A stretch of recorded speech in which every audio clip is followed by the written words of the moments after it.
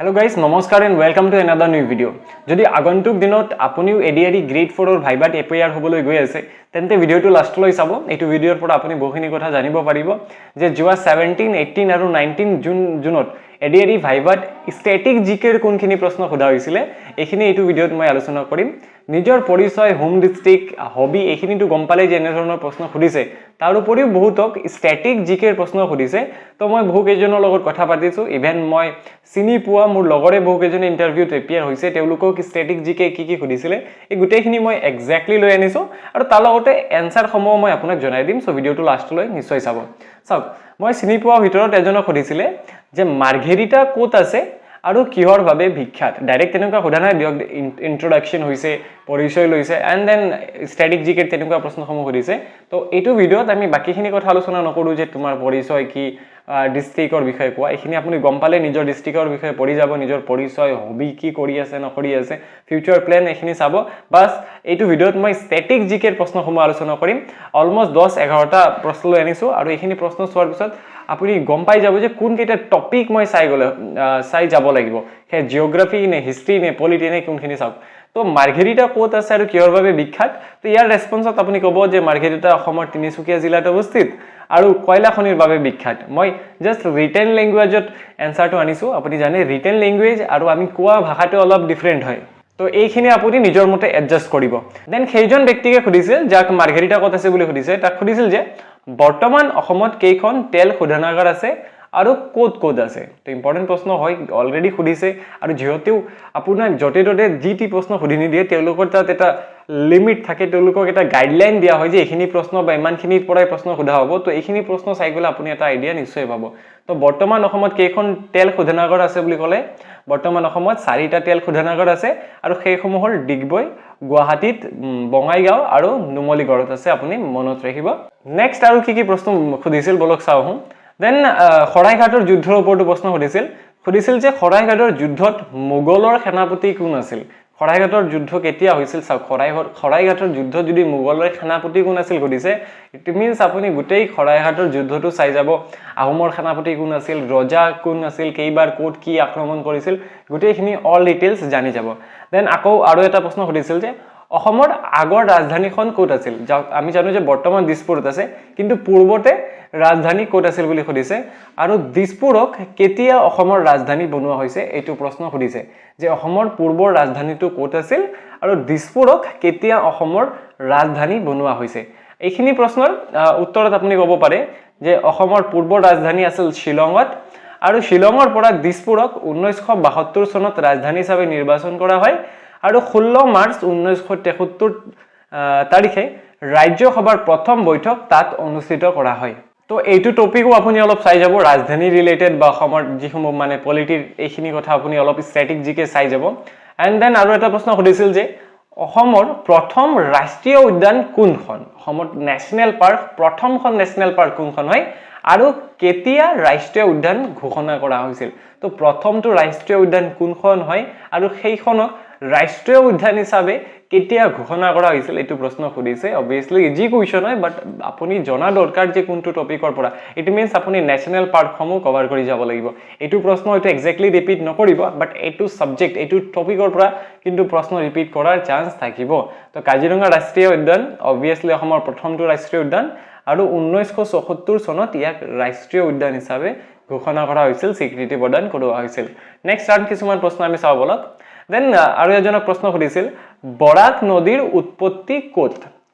যেহেতু ব্ৰহ্মপুত্ৰ বৰাক অসমৰ দুটা প্ৰধান নদী হয়, তো বৰাক নদীৰ উৎপত্তি ক'ত। বহুতে হয়তো ব্ৰহ্মপুত্ৰৰ উৎপত্তিৰ বিষয়ে পঢ়ি যাব, বৰাকক অলপ ইগনোৰ কৰিব, কিন্তু তাৰ পৰা প্ৰশ্ন সুধি দিলে হয়তো আপুনি ফাঁচি যাব পাৰে। তো বৰাক নদীৰ উৎপত্তি ক'ত হৈছিল বুলি সুধিলে মণিপুৰৰ মৰিচল পাহাৰত, মানে সেনাপতি জিলাত মণিপুৰত হৈছিল বুলি বা মণিপুৰ হিলত হৈছিল বুলি ক'লে আপোনাৰ হৈ যাব। ইয়াৰ পৰা আপুনি বুজি পালে যে অসমৰ ৰিভাৰ চিষ্টেমটো অলপ আপুনি চাই যাব লাগিব। 8 নম্বৰত এজন ব্যক্তিক সুধিছিল, এজনে প্ৰশ্ন সুধিছিল যে অসমৰ বন মন্ত্ৰীজনৰ নাম কি। বন মন্ত্ৰী, ফৰেষ্ট মিনিষ্টাৰজনৰ নাম সুধিছে। ইট মিনছ আপুনি আটাইকেইজন মিনিষ্টাৰৰ নামে চাই যাব লাগিব। তো বৰ্তমান বন মন্ত্ৰীজনৰ নাম হ'ল শ্ৰী চন্দ্ৰমোহন পাটোৱাৰী বাট অকল বন মন্ত্ৰী জানি গ'লে নহ'ব কাৰোবাক বন মন্ত্ৰী সুধিছে কাৰোবাক গৃহমন্ত্ৰী সুধিব পাৰে সৰি গৃহমন্ত্ৰী অলৰেডি সুধিছে আমি কৰবাত প্ৰশ্ন পাম তো আপুনি গোটেই মিনিষ্ট্ৰীটো চাই যাব নট অনলি আসাম কেন্দ্ৰীয় মন্ত্ৰীসকলৰ নামো আপুনি জানি যাব কাৰণ আপোনাৰ বাবে বহুত বেনিফিচিয়েল হ'ব এণ্ড দেন আৰু এটা প্ৰশ্ন সোধা গম পাইছোঁ মই যে ব্ৰহ্মপুত্ৰৰ ওপৰত থকা লংগেষ্ট ব্ৰিজ কোনখন আৰু এইটো কিমান দীঘল তো ব্ৰহ্মপুত্ৰৰ ওপৰত থকা আটাইতকৈ দীঘল ব্ৰিজটো কোনটো বুলি প্ৰশ্ন সুধিছিল আৰু এইটো দৈৰ্ঘ্য কিমান এইটো প্ৰশ্ন সুধিছে তো আপুনি মনত ৰাখিব অবভিয়াছলি জানেই হয়তো যে ব্ৰহ্মপুত্ৰৰ ওপৰত থকা লংগেষ্ট ব্ৰিজটো হ'ল ভূপেন হাজৰিকা সেতু বা ঢলা শদিয়া ব্ৰিজ বুলিও আমি যাক কওঁ আৰু ইয়াৰ দৈৰ্ঘ্য হ'ল 9.15 কিলোমিটাৰ ইয়াৰ উপৰিও আপুনি জানি ৰাখিব অসমৰ ওপৰত বৰ্তমান যি আটাইকেইটা 5টা 6টা ব্ৰিজ আছে সেই ব্ৰিজসমূহৰ বিষয়ে জানিব ব্ৰিজসমূহে কোনখন ঠাইক কানেক্ট কৰে কোনখন সাপোজ ইয়াত যেনেকুৱা ঢলা আৰু শদিয়া এই দুখন ঠাইক কানেক্ট কৰে তেনেকুৱা খৰাইঘাট ব্ৰিজৰ বিষয়ে আপোনাক সুধিব পাৰে যে খৰাইঘাট ব্ৰিজখন কেতিয়া মানে মুকলি কৰা হৈছিল বা কোন দুখন ঠাইক কানেক্ট কৰে দৈৰ্ঘ্য কিমান এনেকুৱা বস্তুসমূহ আপুনি কভাৰ কৰি যাব আৰু এটা প্ৰশ্ন যেটো সুধিছে সেয়া হ'ল অসমৰ বৰ্তমান গৃহমন্ত্ৰী কোন হয় চাওক গৃহমন্ত্ৰী বুলি ক'লে অসমৰ যিজন বৰ্তমান মুখ্যমন্ত্ৰী মানে ডক্টৰ হিমন্ত বিশ্ব শৰ্মা এখেতেই গৃহ বিভাগটো দেখভাল কৰি আছে তো গৃহমন্ত্ৰী ক'লে মুখ্যমন্ত্ৰী হিমন্ত বিশ্ব শৰ্মাৰ নামটোৱে কম আৰু ভাৰতৰ যদি গৃহমন্ত্ৰী কয় তেন্তে হ'ব শ্ৰী অমিত শাহ এখিনি নাম মনত ৰাখিব মই ক'লো যে অসমৰ মন্ত্ৰীসকলৰ নাম মনত ৰাখিব তাৰ লগতে কেন্দ্ৰীয় মন্ত্ৰীসকলৰ নাম যেটো এজনক যদি খুদিছে আৰু মইতো আটাইকেইজনৰ লগত কথা পাতা নাই নহয় যে 20-25 জনৰ লগত কথা পাতি এখিনি প্ৰশ্ন কালেক্ট কৰিব পাৰিছো তাৰ মানে আপুনি কি টপিকৰ পৰা প্ৰশ্ন খুদি আছে ষ্টেটিক জিকে বাস এইটো ভিডিও অনলি ষ্টেটিক জিকেৰ কথা আপোনাৰ লগত পাতি আছো বাকি ইন্ট্ৰোডাকশন তো এইবিলাক হৈয়ে থাকে ষ্টেটিক জিকে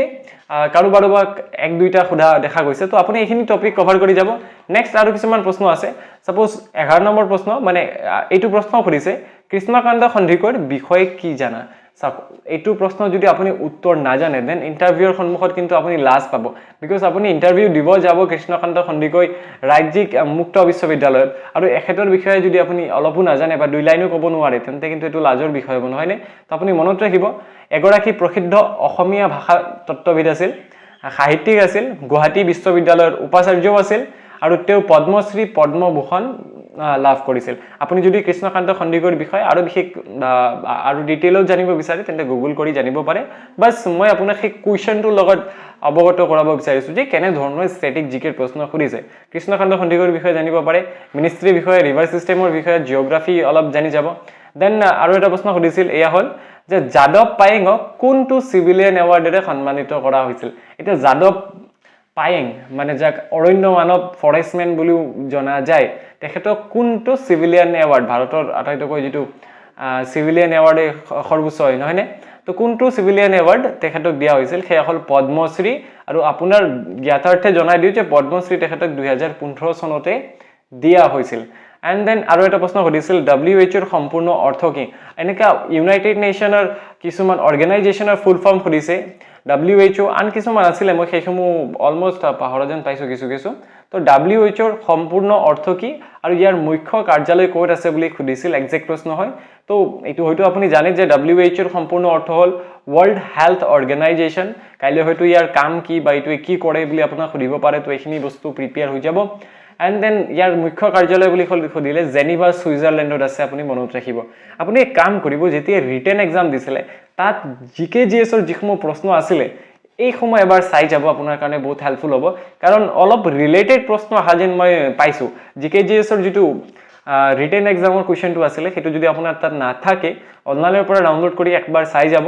যে কেনে ধৰণৰ প্ৰশ্ন তাত আহিছিল সেই ধৰণৰ ৰিলেটেড প্ৰশ্ন অলপ কিছুমান আপুনি চাই যোৱা চেষ্টা কৰিব আৰু এটা প্ৰশ্ন এটো হয়তো আপুনি বহুত বা আন ভিডিও যদি আপুনি চাই আছে তেন্তে হয়তো তাতো হৈছে যে এপলৰ মুখ্য কাৰ্যালয় ক'ত অৱস্থিত এটো হয়তো বহুতো খুদিছে এটো প্ৰশ্ন যে এপলৰ মুখ্য কাৰ্যালয় ক'ত অৱস্থিত তো ইয়াৰ এনসাৰত আপুনি ক'ব যে কেলিফৰ্নিয়া USA ত আছে এপল পাৰ্ক অবভিয়াছলি USA কেলিফৰ্নিয়াত আছে এণ্ড আৰু এটা প্ৰশ্ন সুধিছিল RBI ৰ বৰ্তমান গভৰ্ণৰ কোন হয় 15 নম্বৰ প্ৰশ্ন মোৰ এইটো পিপিটিত যে RBI ৰ বৰ্তমান গভৰ্ণৰ কোন হয় সাক RBI ৰ যদি সুধিছে আপুনি SBI ৰ চাই যাব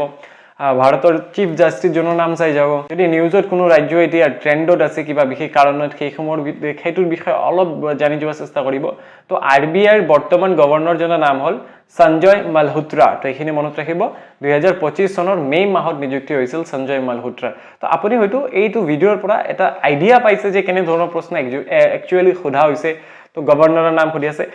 ইজি প্ৰশ্নই সুধি আছে বাট ফিল্ড ৱাইড ৰেঞ্জ অফ ফিল্ডৰ পৰা সুধি আছে আপুনি ইণ্টাৰনেশ্যনেল বস্তু কিছুমান জানি যাব এনেকৈ CEO এপলৰ বিষয়ে সুধিছে কালি হয়তো ভাৰতৰ টাটাৰ বিষয়ে সুধিব পাৰে সেবিৰ বিষয়ে সুধিব পাৰে এইসমূহ বস্তু অলপ চাই যাব অসমৰ বৰ্তমান গভৰ্ণৰজনৰ নাম কি সেইটো চাই যাব মুখ্যমন্ত্ৰী এইসমূহতো জানে মন্ত্ৰীসভাৰ বিষয়ে ক'লো মই আৰু ট্ৰেণ্ডত যদি কোনোবা তেনেকুৱা যাদৱ পায়েঙৰ নিচিনা এখেতৰ নিচিনা কোনোবা ব্যক্তি যদি নিউজত আছে বা তেনেকুৱা ফেমাছ পাৰ্চনেলিটিৰ বিষয়ে অলপ চাই যাব